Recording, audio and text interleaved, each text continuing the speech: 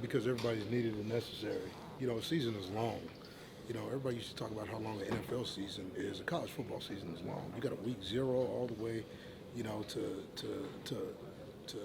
bowl prep. I mean, it's as long as it's ever been. So, basically what we're trying to do is just make sure that everybody understands. You don't know when your time is coming, but when it comes, you got to be ready. Well, how much do you feel that the perch helped tonight? Because, as Gundy pointed out, 1.6 freshmen were on the defensive side of the ball for you. Yeah, I mean that's sort of the way we practice. We practice with the idea. Um, our coaching staff never gets to choose, who's healthy, right? I mean, if we actually got to choose who was healthy, well then, I mean, we think it'd be a different story. We haven't had a chance to choose who's healthy since week one.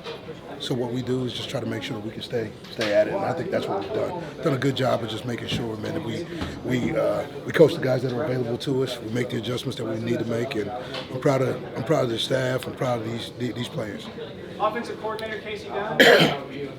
Talk about the turnovers, getting those in bunches. Obviously, a big thing, and it was important late in this game. Yeah, obviously, as you saw, we didn't play a good first half. I mean, we started off the game with a turnover, which was, good. I mean, it's good to see, us, get the ball, flipped over. But, to start it and end it, it's great for this group. We've been looking for that type of production, throughout the year. It came at the right time, and like today, man, we just had both teams have logos, right? I think everybody thinks Texas' logo is bigger than ours, and that's not.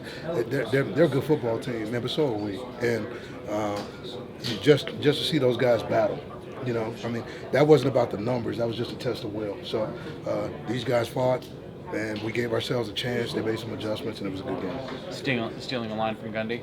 Yeah, that's exactly where it came from, and I mean, for me, I mean, it's apropos. I think the outside world, man, it looks and the reality is we play football too. They've got good players, but so do we. They're a good program, so are we. So with that, it's a game that we won today, and we get a chance, to lick our chops a little bit and. Heal up and get ready to go play Kansas State next week. You mentioned those adjustments you guys made at halftime. What were some of the things that you're kind of focusing on that you felt kind of made the difference in the second? Numbers to the ball. Okay, I mean we were short numbers earlier. Okay, and as much as you're trying to get it adjusted, man, it's only when guys can see it. Okay, man, truly see it, okay, man, and understand it, and we talk through it, man, that it gets better. So here's the deal. I mean, we're young, right? Okay, so when you're young, it's not like, okay, man, you're talking to veteran guys and making veteran adjustments. I mean, you're talking to young guys, and so young guys have to see it, understand it, and feel it, and halftime just seems to be a better feel, for those guys, man, because it's not frantic. It's the ability to be in the moment, talk about what needs to be adjusted. Our staff did a great JB, Duff, Hammer. I mean, hey, G. Rich, we got into the room, we talked about what we saw, we went in, we adjusted what we saw, we got numbers to the ball, and the run game for the most part in the second half is pretty non-existent. So, what does that mean? Well, now you put a little more pressure on the quarterback, and I thought we did that, okay, man. We put enough pressure on him to make enough, errant throws or bad throws that, we put ourselves in good position on third and long or third and medium to get off the field, and we didn't do that in the first half. You guys go down 31-17, so you're down 14. Right. The next 10 possessions Texas had, they score a field goal. Yeah. I mean, I know that's what you guys intended, but is that still the way you guys turned the spigot off at that point? Is that a little unbelievable? You know what? I think it's all. We couldn't have wrote a better script, right? For how that game went in the second half. But I think again, you got to give players credit where credit is due. I mean, especially with a younger group, right? I thought our D-line did what they needed to do, in the second half, and I thought, on the back end, we were able to, make him have to find it in order to be successful. And he's still young, right? He's still trying to figure it out. But when we talk about stopping the run, did that better in the second half. Talk about pressure and confuse the quarterback, did that better in the second half. Talk about eliminating explosives, did that better in the second half. So, I mean, when you can work, okay, within the context of, what your mindset is and what your philosophy is, I think good things happen. we still have not played a 60-minute ball game yet defensively. And I mean, as frustrating as that may be to people outside, okay, man, we're as coaches, we still have to understand, man, that we're still maturing from week to week, play to play, series to series. Yeah. And I thought that's what you saw today. So your defensive line had its struggles last week, but they're down Brock, they are down Brennan, and they played better today, or they seem to be more effective today. How'd you guys do that? How'd they do that? How'd they do it? Yeah. You know, you try to challenge the guys in practice. You know, it doesn't matter who's playing. It's really how we play, right? And you know, that's going to happen.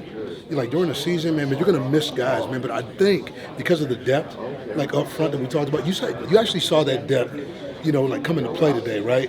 Probably for the first time, truly, like all year, like in a scenario where you needed it. I thought the depth, you know, of the D line actually showed up, and we were better in the second half. I know you talked about this a second ago, but those adjustments at halftime, Mike said he gave you guys some extra coaching time, like 5 or 6 extra minutes. How much does that help to have tangible moments to be talking with the guys through stuff? Man, you have to. Like, again, you know, what everybody talks about, like with this group, is how young we are on the back seven. Okay, well, if you're not seeing it in real time, well then once we get on the board, man, you really got to walk it through. And, you know, man, between JB, Duff, and Hammer, you know, I mean, like I thought the back end adjustments to the front end adjustments and everything that we talked about, man, our kids absorbed. They went out in the second half and they played the type of ball game that we needed them to play. We got hats to the ball. We were able to have better population to the ball. We were able to play top down. And, like, what does that give you? Opportunities to pressure and confuse the quarterback, and tips and overthrows. We got to have those. So that's sort of how that game went in the second half. You know, we didn't write the script like for that second half, man. But I thought our guys played a major role. Okay, and really took a huge step forward in terms of being you know, like responsive and like agile. You know, considering like what happened to us last week. You know, I mean, like they took a big step. Last week was one of those where, hey, man, you just needed to make a play, and today, man, we saw plenty of guys make plays.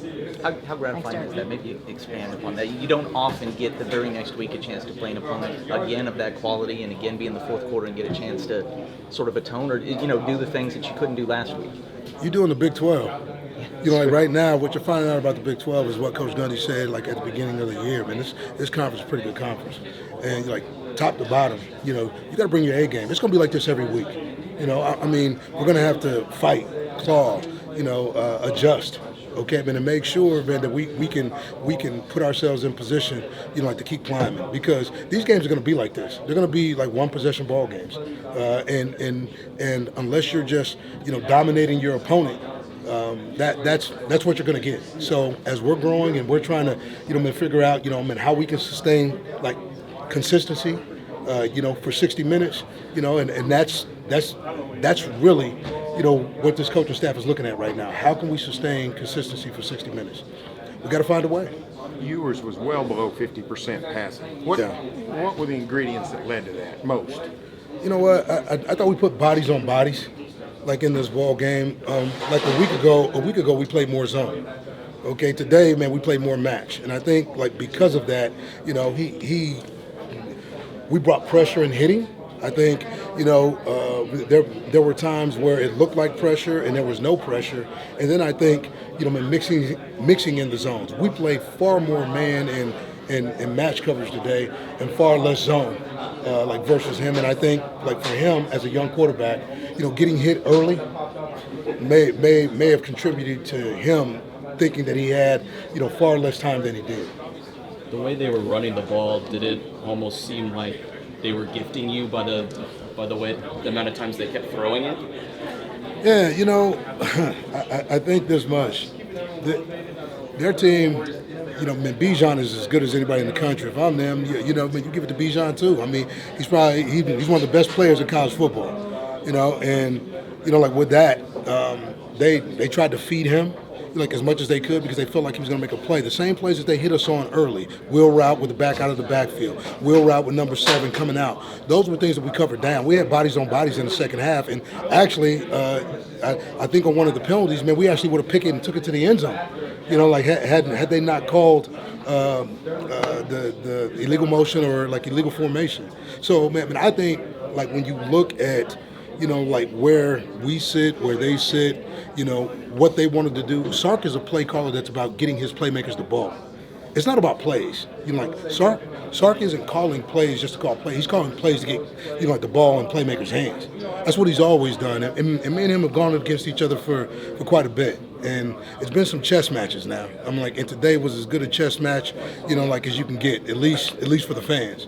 You saw, in some great offensive plays. You saw some great defensive stuff in the second half. And, more than anything else, man, the Cowboys, played complimentary football. I thought our offense, showed up big for us. I thought our special teams did what they needed to do. And Coach talks about it all the time. You got to play complimentary football to win in this conference, and I thought we did. Three times they ran a play that nobody's around. They running back coming out. Yeah. Easy stuff. Is that a case of you're out of position?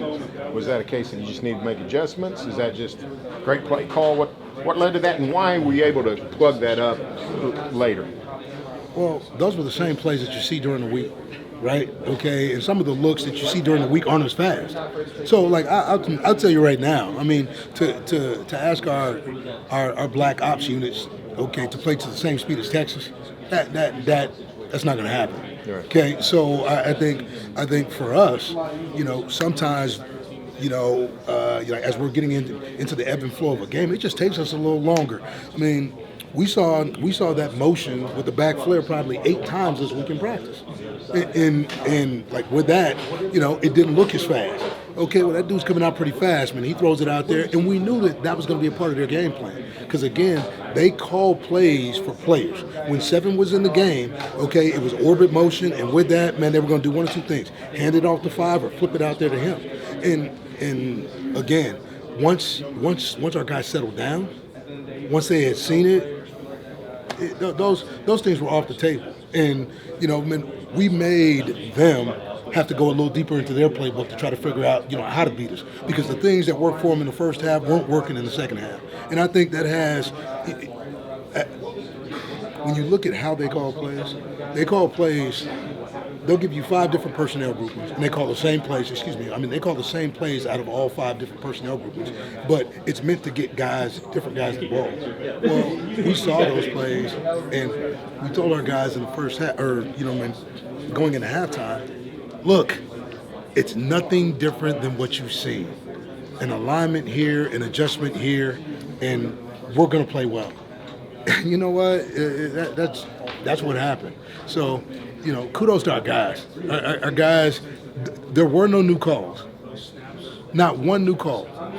And actually, there were less calls than what we started with, in the game. We honed in on about six or 7 calls, and those wound up being the calls we went with in the second half, and we used those all the way to the end. For more information, you can visit TulsaWorld.com.